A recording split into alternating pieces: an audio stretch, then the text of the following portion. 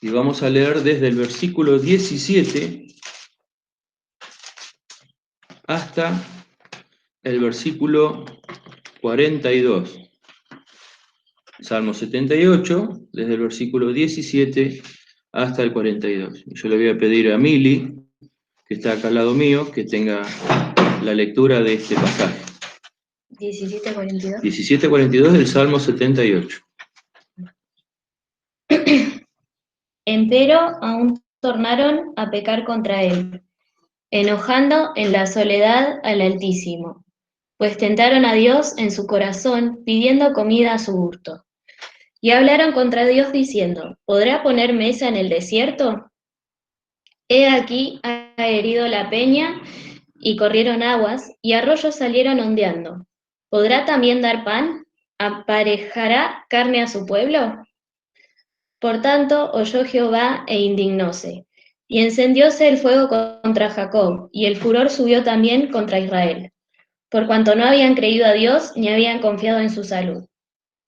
A pesar de que mandó a las nubes de arriba y abrió las puertas de los cielos, e hizo llover sobre ellos maná para comer, y dióles trigo de los cielos, pan de nobles comió el hombre, envióles comida hartura. Movió el solano en el cielo y trajo con su fortaleza el austro, e hizo llover sobre ellos carne como polvo, y aves de alas como arena de la mar, e hízolas caer en medio de su campo, alrededor de sus tiendas. Y comieron y hartáronse mucho, cumplióles pues su deseo. No había quitado de sí su deseo. Aún estaba su vianda en su boca, cuando vino sobre ellos el furor de Dios y mató los más robustos de ellos, y derribó a los escogidos de Israel. Con todo esto pecaron aún, y no dieron crédito a sus maravillas. Consumió por tanto en nada sus días y sus años en la tribulación. Si los mataba, entonces buscaban a Dios. Entonces se volvían solícitos en busca suya. Y acordábanse que Dios era su refugio, y el Dios alto su redentor. Mas le linzojeaban con su boca y con su lengua le mentían, pues sus corazones no eran rectos con él, ni estuvieron firmes en su pacto. Empero él, misericordioso, perdonaba la maldad y no los destruía, y abundó para apartar su ira y no despertó todo su enojo. Y acordóse que eran carne, soplo que va y no vuelve. ¿Cuántas veces lo ensañaron en el desierto, lo enojaron en la soledad? Y volvían y tentaban a Dios y ponían límite al Santo de Israel. No se acordaron de su mano, del día que los redimió de angustia. Gracias, Mili. Ahora sí le vamos a dar lugar a Hugo, que va a tener la meditación de la palabra. Hugo, que el Señor te bendiga y te pueda utilizar en esta hora. Amén. Buen día a todos. Este pasaje tan precioso que hemos leído, que nos relata la historia que se lee también en el libro de Números, capítulo 11, es decir, este salmista, Asaf, que escribió el Salmo 78, rememora y saca enseñanzas de esa historia. Y como hemos dicho hace algunos domingos, también lo dijo Carlos el domingo pasado, este capítulo 11 del libro de los Números es sumamente interesante porque relata y describe con gran detalle lo que es el carácter humano y sus diferentes facetas. En el capítulo 11 del libro de Números tenemos una serie de historias entrelazadas, son relatos que están juntos en el mismo capítulo, pero que cuentan historias de vida del pueblo de Israel, de aquellos que salieron con el pueblo de Israel y que no eran israelíes, que salieron beneficiados por lo que Dios hizo en Egipto al sacar a su pueblo. Nos relata la historia de Moisés, nos relata la historia de los 70 ancianos. También menciona a Josué, este capítulo. Nos cuenta la historia de las codornices, la historia del maná y la historia también del sentir de Dios ante todas estas cosas que sucedieron en el mismo momento. Y como decía, es un capítulo que es para hacer muchísimas meditaciones, porque cada historia de esta tiene muchas enseñanzas diversas. Fijémonos, todos los versículos que hemos leído del Salmo 78 hablando sobre este capítulo.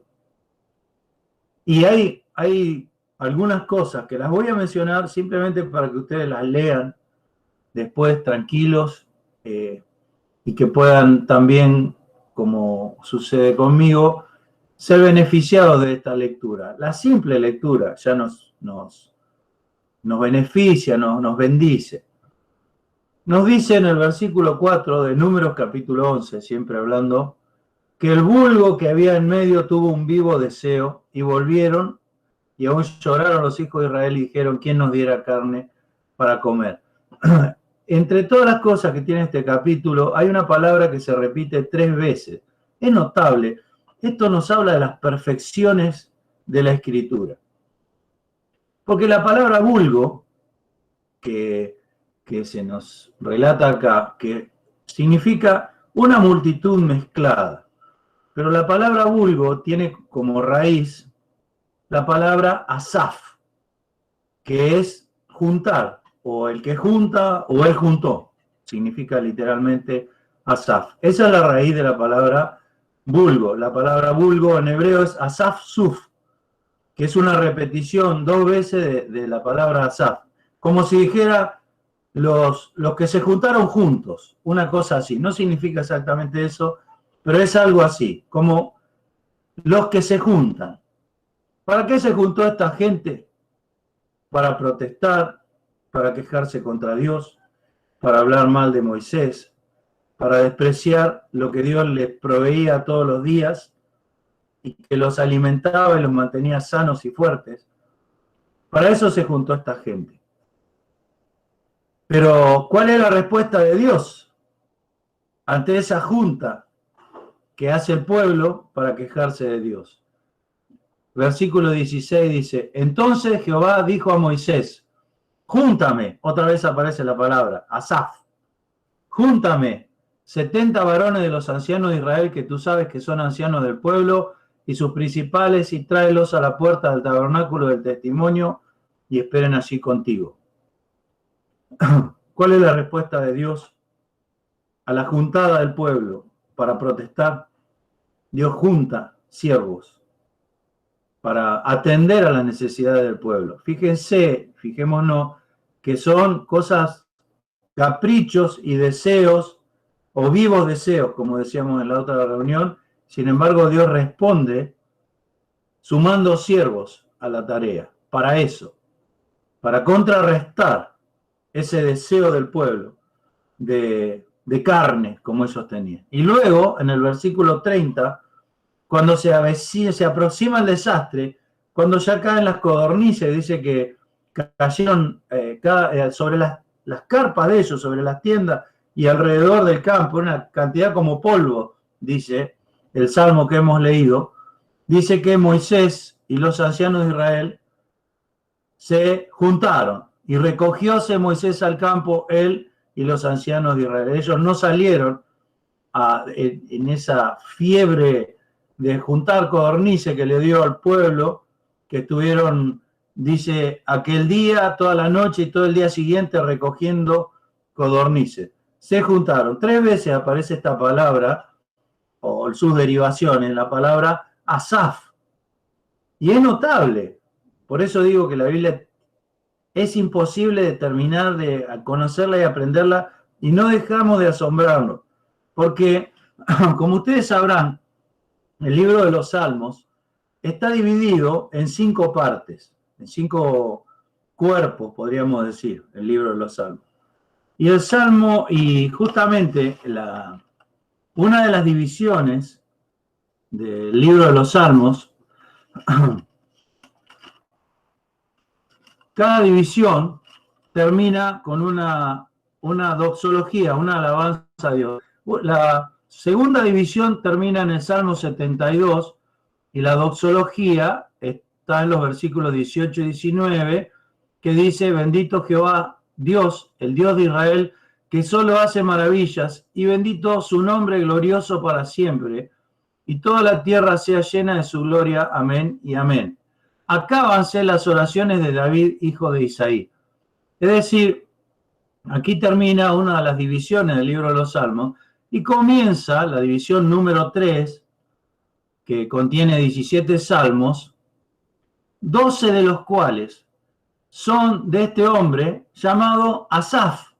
Asaf, el que junta, uno de los directores de coro de David, un levita, director, cantor, compositor, que compone los primeros salmos, el 73, 74, 75, 12 salmos de Asaf, entre los cuales se encuentra el Salmo 78 que hemos leído. Gran parte de los coros y de los textos que nosotros sabemos de memoria y que citamos son de Asaf, de su autoría.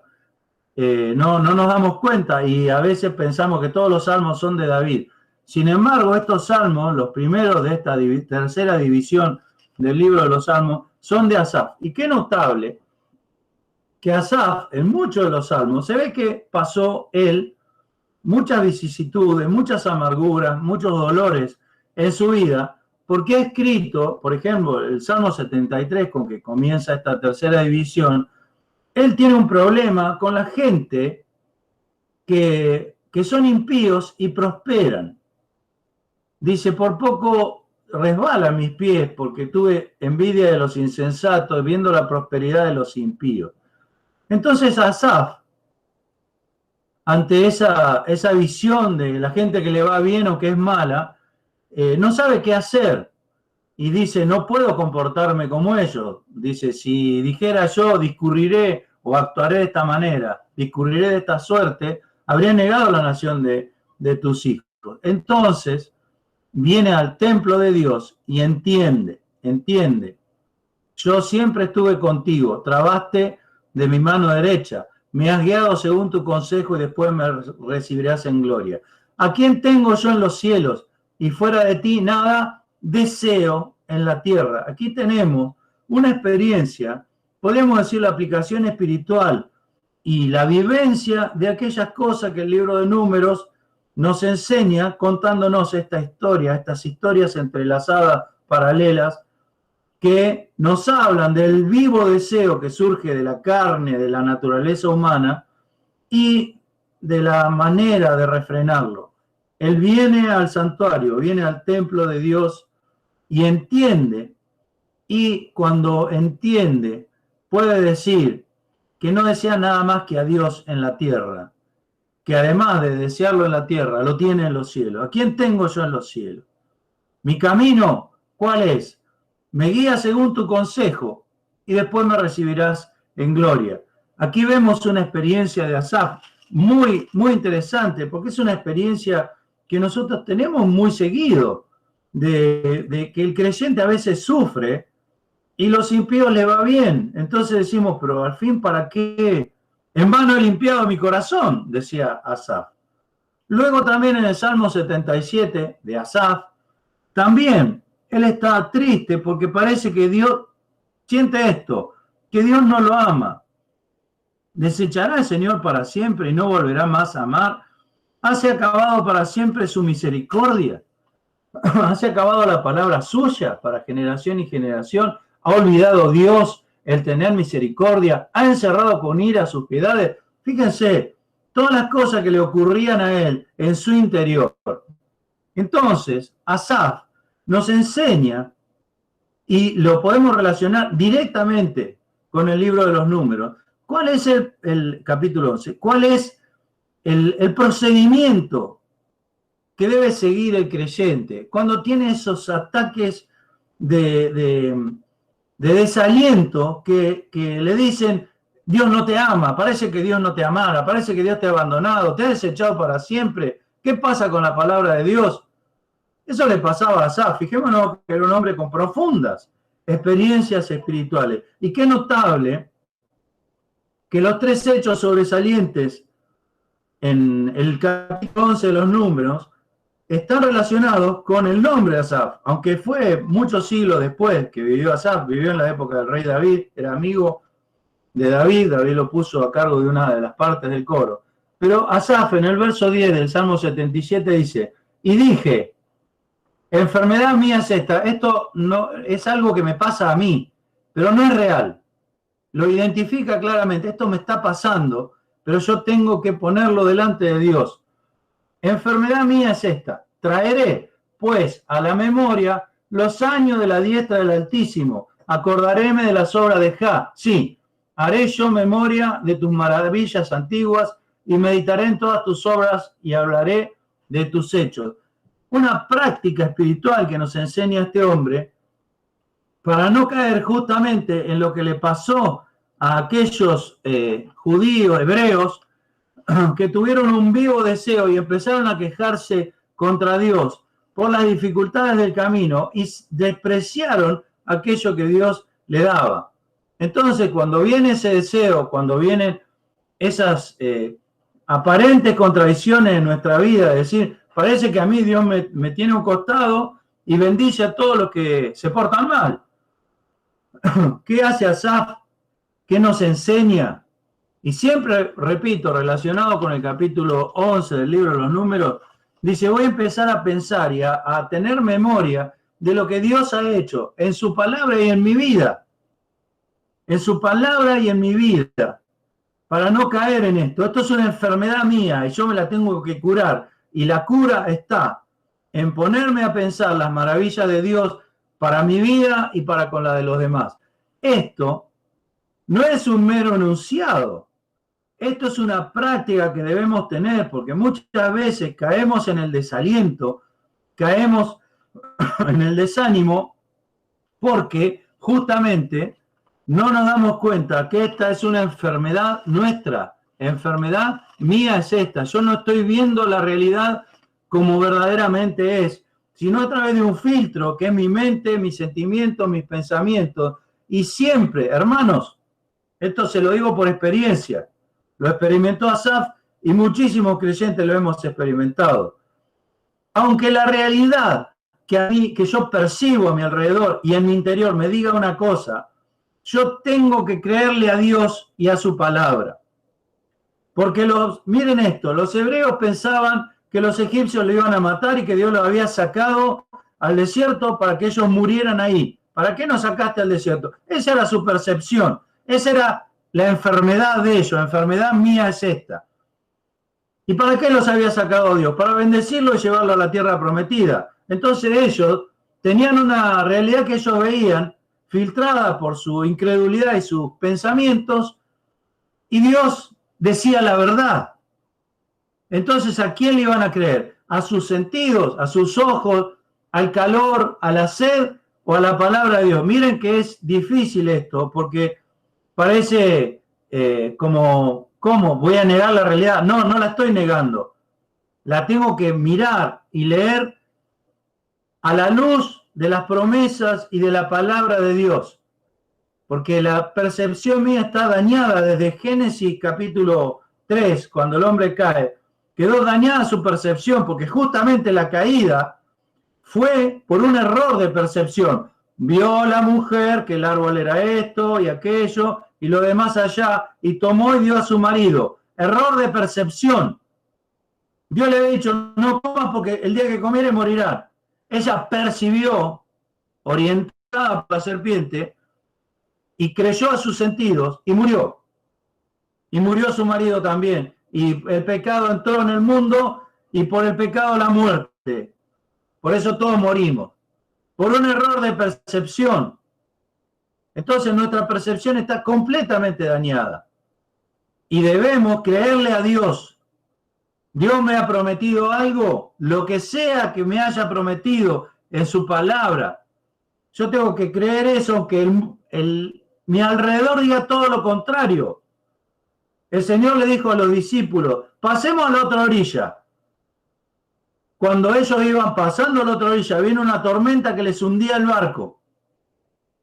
Entonces, si yo hubiera sido un discípulo, como les pasó a ellos. Yo tendría la disyuntiva, ¿a quién le creo? El Señor dijo, pasemos al otro lado, pero esta tormenta está hundiendo el barco y no vamos a llegar al otro lado porque se va a hundir el barco. Señor, no tienes cuidado que perecemos, pero el Señor había dado su palabra, pasemos a la otra orilla. Salieron y iban a llegar a la otra orilla porque Dios lo dijo. Como hemos dicho en otra reunión, Abraham salió yendo a Canaán y a tierra de Canaán llegaron, dice la palabra de Dios en el libro de Génesis. Eso significa, lisa y llanamente, que si Dios lo dice, se va a hacer, aunque las cosas parezcan oponerse e imposibilitar el cumplimiento de esa promesa de Dios. Entonces Asaf nos enseña este principio que debe aplicarse a nuestra vida, de creerle a Dios. Y aquí tenemos en el libro de Números, capítulo 11, ese desprecio del pueblo. Habéis hablado contra mí, menospreciasteis a Jehová que está en medio de vosotros. ¿Por qué? Por seguir su propio deseo y por no creerle a Dios. Estamos hartos, estamos hartos. Nuestra alma se seca. Nada sino maná ven nuestros ojos. Protestas, quejas. Y como decía, porque esto, como podemos leer, son historias entrelazadas. Un mismo capítulo nos cuenta muchas historias. Pero también quisiera hacer un paréntesis en cuanto a estos 70 ancianos. Porque la respuesta de Dios a la queja del pueblo y a la queja de Moisés, que no fue una queja mala como la del pueblo, sino fue un desaliento de Moisés, viendo la imposibilidad humana de corregir a esta gente. Prefiero morir antes que fracasar, le dijo Moisés. Si así lo haces tú conmigo, yo te ruego que me des muerte, para que no vea yo mi mal. Es como si le dijera, prefiero que me mate antes de no llevar a cabo la obra que me has dado. Y Dios reacciona llamando a 70 ancianos. Y es muy interesante, y quiero esto compartirlo con los hermanos que sienten el llamado de Dios para cualquiera sea la obra que Dios le vaya a encomendar. En el verso 16 nos dice, entonces Jehová dijo a Moisés, júntame 70 varones de los ancianos de Israel, que tú sabes que son ancianos del pueblo y su principal. Segundo, tráelos a la puerta del tabernáculo del testimonio. Ellos se paraban en el templo. Júntame, tráelos, y luego dice, y esperen allí contigo. No se trata de manejar yo los tiempos de Dios. Ellos tenían que quedar esperando ahí en la puerta del tabernáculo, santificados, llamados y juntados hasta que Dios cumpliese esto. Versículo 17. Y yo descenderé y hablaré allí contigo y tomaré del espíritu que está en ti, no del espíritu de Moisés, sino el espíritu que estaba en Moisés, el Espíritu Santo, y llevarán contigo la carga del pueblo y no la llevarás tú solo. Júntame, tráelos y esperen y yo descenderé. En ningún momento de todos estos hechos que Dios dice, el hombre podía acelerar o retrasar los tiempos de Dios. Júntame, tráelos y esperen. Y luego dice la palabra de Dios, versículo 25, Jehová descendió en la nube y hablóle a Moisés y tomó el espíritu que estaba en él y puso los 70 varones ancianos, y fue que cuando posó sobre ellos el espíritu, profetizaron y no cesaron. Tan interesantes son estas historias, tan fuertes para nuestra vida. Aquí tenemos un ejemplo de lo que es el llamado a los siervos. Y no olvidemos Hechos capítulo 6, cuando dice la palabra de Dios en los principios de la iglesia de Cristo, que hubo una disensión entre la iglesia, entre los creyentes por cómo trataban a las ancianas que venían de los griegos o de los judíos helénicos y la de los judíos de Jerusalén. Hubo una disensión. ¿Cómo reaccionó Dios? levantó 7 diáconos llenos de Espíritu Santo, casi la misma acción que nos relata el libro de Números, capítulo 11. Con la diferencia que en vez de ser 70, eran 7, porque posaba en ellos el Espíritu de Dios, eran renacidos, era otra dispensación, y el poder de Dios era mucho mayor, si vamos a poder medir el poder de Dios. Así que vemos entonces la crisis del pueblo, los deseos descontrolados del pueblo, el vivo deseo del pueblo, y ahí, justo ahí, en ese momento, surge el llamado a estos hombres para que lleven la carga. No fue en los momentos de bonanza, no fue cuando estaban construyendo el tabernáculo, no fue cuando estaban saliendo de Egipto, cuando veían la gloria de Dios. Fue cuando hubo crisis, cuando fue un desastre. Ahí surgieron los siervos. Y si nosotros leemos en la Biblia, a lo largo de toda la Biblia, es muy común que los siervos hayan sido llamados y levantados en los momentos de crisis. Cuando Saúl había sido desechado, Dios llamó a David. Cuando el pueblo estaba esclavo en Egipto, Dios llamó a Moisés. Y así vamos a ver que ante la crisis, Dios reacciona llamando hombres llenos de espíritu que lleven la carga. Pero hay otro detalle más en esto. Un llamado indudable a estos hombres. Júntame, tráelos, esperen y yo descenderé. Pero ya había siervos que colaboraban con Moisés. Moisés no estaba solo. Dice que Josué, por ejemplo, en el verso 28, era uno de sus mancebos. Había jóvenes que colaboraban con Moisés en la tarea. Josué fue su sucesor, era el más conocido. También estaban Aarón y estaba María, la profetisa. María era profetisa, era predicadora, podríamos decir, en términos del Nuevo Testamento. Cuando Dios levanta a estos 70 hombres ancianos para llevar la carga, ¿cómo reaccionan los que ya estaban? Esto también es para aprender, porque como dije al principio, esto nos habla de nuestra naturaleza, de lo que nos pasa a nosotros. Es como bien dijo el apóstol Pablo a los Corintios, estas cosas les acontecieron en figura y son escritas para nuestra admonición, lo cual significa que la manera en que Dios ha hecho que se escriban las hace que podamos tomar las enseñanzas espirituales. No es un mero relato, está diseñado, y solo Dios puede hacer eso, para que yo, leyendo una historia que sucedió hace miles de años, pueda rescatar enseñanzas para mí, porque me describen claramente quién soy. Y describiéndome quién soy, también me da la advertencia y la solución para eso. Traeré a la memoria los días de la diestra del Altísimo. Así sobrellevó a Asaf esas pruebas que estaba pasando. Este hombre de Dios tan admirable, que es interesante leer sus salmos, porque son experiencias muy profundas, muy profundas.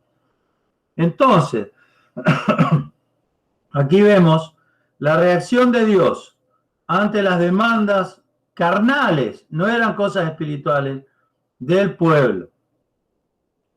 Una historia, la historia de los 70 ancianos, pero también está la historia de los que no podían refrenar su deseo. Nos dice el Salmo 106 que cuando ellos tuvieron ese vivo deseo, voy a leerlo para ser más preciso, el Salmo 106, que justamente hace una recapitulación de todos los hechos de Israel a lo largo de la historia. Salmo 106, versículo 13. Apresuráronse, olvidáronse de sus obras, no esperaron en su consejo y desearon con ansia en el desierto y tentaron a Dios en la soledad. La soledad quiere decir el desierto, es un sinónimo de desierto, donde no hay nada, donde se está solo. Tentaron a Dios en la soledad. y desearon con ansia en el desierto. Eso fue el hecho. Pero fíjense esto. Y Él les dio lo que pidieron, mas envió flaqueza en sus almas. Podríamos preguntarnos por qué Dios le dio lo que pidieron si le iba a dar flaqueza en sus almas. Justamente porque estas cosas han sido escritas en figura para nuestra admonición. Y aquí encontramos, en esta historia tan negativa, la razón de por qué muchas veces Dios no nos da lo que pedimos. Santiago dice que pedimos y no recibimos porque pedimos mal. Ese no recibimos porque pedimos mal forma parte de la misericordia divina, porque Dios sabe que si me diera lo que yo pido, mi alma sería flaca, tendría flaqueza en mi alma, tendría debilidad espiritual. Entonces no me da lo que pido. Aquí les dio lo que pidieron. Y envió flaqueza en sus almas. Dios lo sabía y hizo estas cosas para nuestra advertencia y admonición. A veces pedimos y deseamos y hacemos esfuerzos, como hizo esta gente, para conseguir lo que queremos. Ellos estuvieron despiertos día y noche para juntar todas las codornices. Y Dios envió flaqueza en sus almas. Vino una plaga que los mató. Pero para nosotros, que no va a venir una plaga que nos mate como les pasó a ellos, sí viene la flaqueza en el alma, que es la peor de las plagas. La debilidad espiritual que hace que los creyentes seamos verdaderamente un desastre. Porque debiendo ser el pueblo victorioso, terminamos como termina esta historia, sepultados en la tumba de nuestros deseos. Llamó a aquel lugar, esto es notable también, el versículo 34. Dice en el 33 que aún estaba la carne entre los dientes de ellos, antes que fuese mascada, cuando el furor de Jehová se encendió en el pueblo, hirió Jehová al pueblo con una muy grande plaga. Y Jehová llamó el nombre de aquel lugar Kibrot Hataaba, por cuanto allí sepultaron al pueblo codicioso. Kibrot Hataaba, como dice en el margen, significa los sepulcros de la concupiscencia o las tumbas del deseo. Y es notable porque en el versículo 3, llamó a aquel lugar Taberá, porque el fuego de Jehová se encendió en ellos. Yo pensaba para mí, porque luego al final del libro de Números hace una recapitulación de todos los lugares donde fueron, una historia de todos los lugares donde fueron. Un lugar se llamaba Taberá, el otro se llamaba Kibrot Hataaba. Algunos lugares fueron nombrados por Dios. ¿Cómo es mi vida si Dios hace una recapitulación de todos los lugares, espiritualmente hablando, en donde he estado?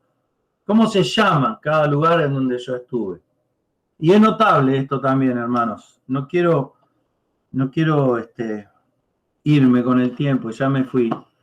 Pero al final del capítulo, algo muy importante, al final del libro, de Números, cuando Moisés hace una lista de todos los lugares donde fueron, la pone, estoy buscando el texto, capítulo 33, la lista se hace de una manera especial, no se escribe de cualquier manera.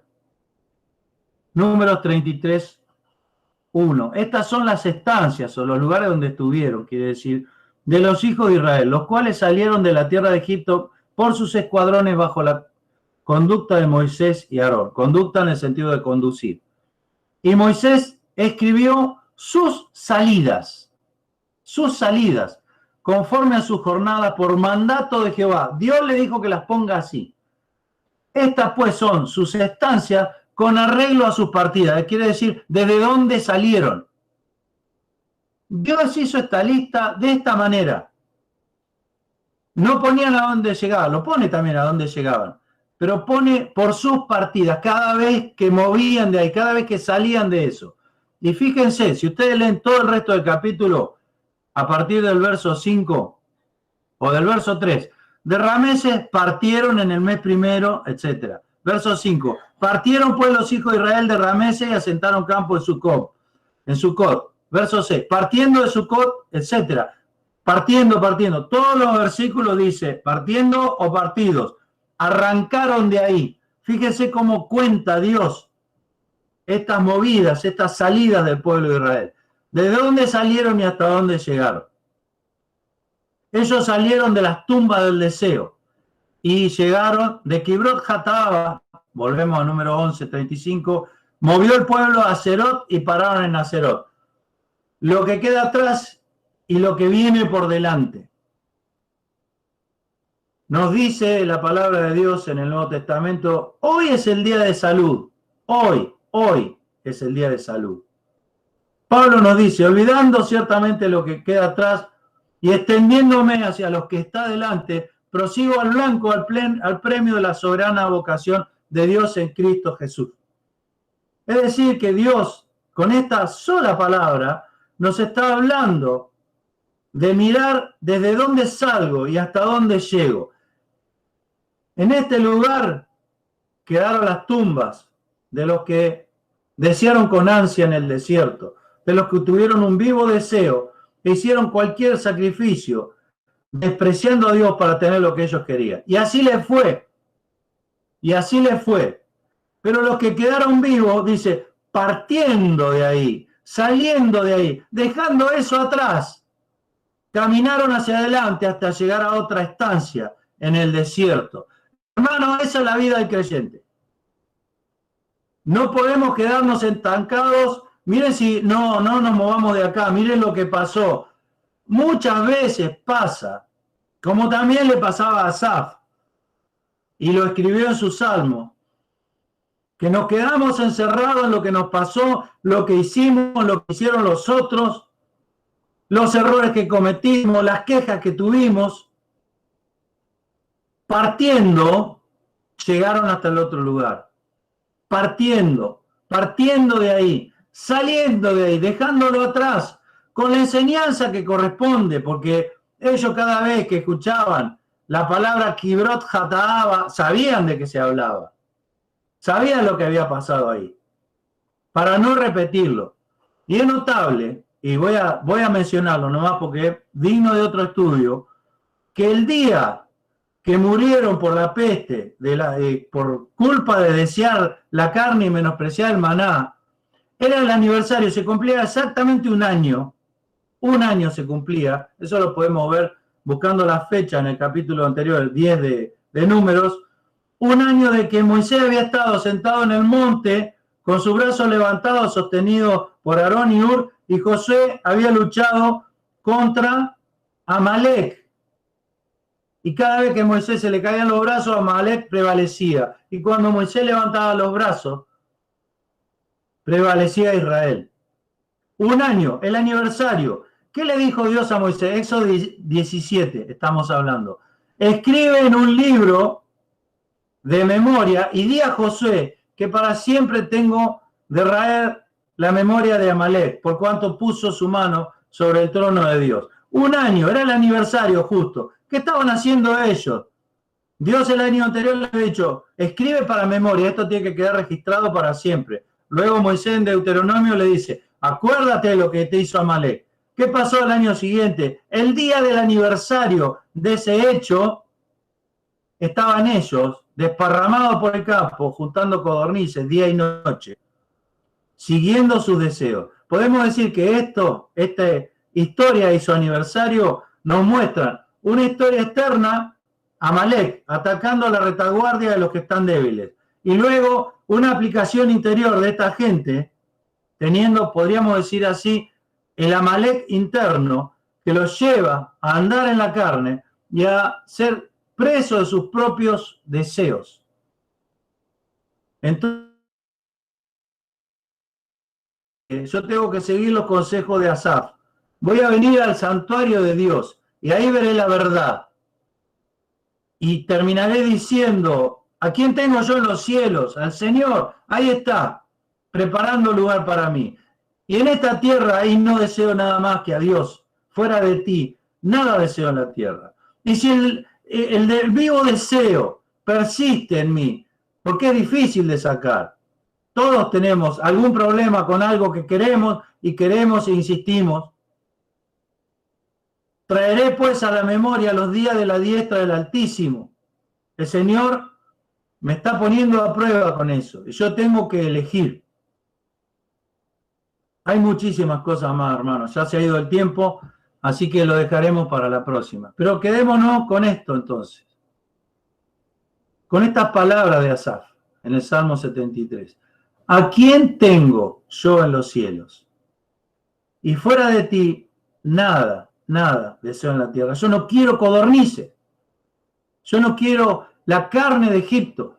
Yo no quiero los pepinos de Egipto, los melones, las cebollas, los ajos, que según ellos eran gratis. El pescado que era gratis. Como si la esclavitud fuese algo beneficioso. Ellos gemían bajo la pesada mano de los faraones. Y ahora su percepción, trastocada por el pecado y por la vieja naturaleza, hace que recuerden esos días de dolor con añoranza y prefieran retroceder, y volvieron, dice, y aún lloraron, porque están hartos de este pan tan liviano, porque dice, nuestra alma se seca, que nada sino maná ven nuestros ojos. Terrible lo que pasó, terrible. ¿A quién tengo yo en los cielos? Y fuera de ti, nada deseo en la tierra. Una experiencia sumamente difícil, porque implica la cruz de la amortiguación, como dice Pablo. Amortiguad pues los miembros que están, vuestros miembros que están sobre la tierra, el cuerpo no redimido, la carne que todavía tenemos hasta el día que venga el Señor y nos transforme. Fuera de ti, nada deseo en la tierra. Difícil experiencia, pero no imposible. Y tenemos toda la Biblia que nos ayuda a vivirla. Quiere el Señor bendecirnos. Ya no hay más tiempo, hermano, porque hay muchas cosas más para decir, pero terminemos aquí, quedémonos con esta enseñanza, que el Señor nos bendiga.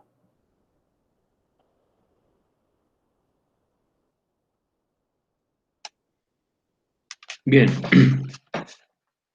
Damos gracias a Dios por la palabra que hemos compartido en esta mañana, por este estudio que nuestro hermano nos ha compartido.